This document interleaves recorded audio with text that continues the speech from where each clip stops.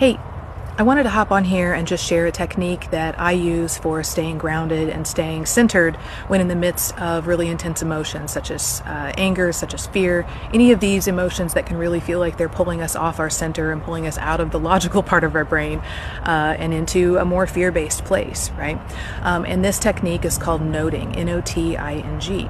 And I first learned about noting when I began practicing Vipassana meditation about 20 years ago. And all it is, it's actually quite simple. You want to kind of visualize your thoughts as if they are guests arriving to a party and you are the person who is assigned the job of door person or party greeter, if you will. And so essentially you're just going to greet your thoughts, you're going to notice them, you're going to welcome them, and you're going to name them. Yeah. And so if I'm seeing anger approaching the door, maybe I'm not super excited to see anger, but anger is coming to this party, right? And so I'm going to say, oh, that's anger. Right?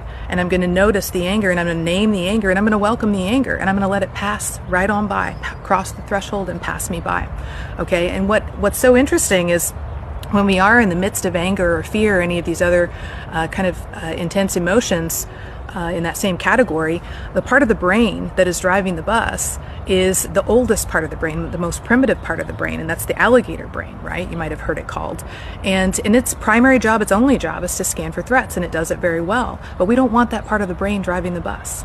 And so when we name something, when we give it a label, that's pulling the control from the oldest part of the brain to the most recently evolved part of the brain, and putting that logical part of the brain back in the driver's seat.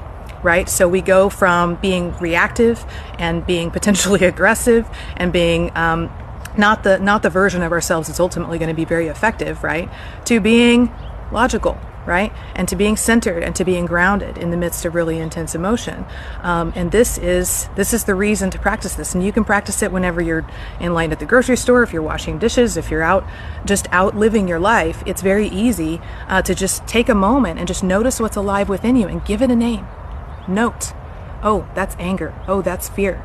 And hold it very gently and let it pass you by, but give it a name. And that's going to immediately minimize the power of that emotion over you and put you back in a logical place where you can then make decisions and move forward in your life in a way that feels calm, that feels centered, that feels much more grounded. So I hope that this helps, and let me know how it goes.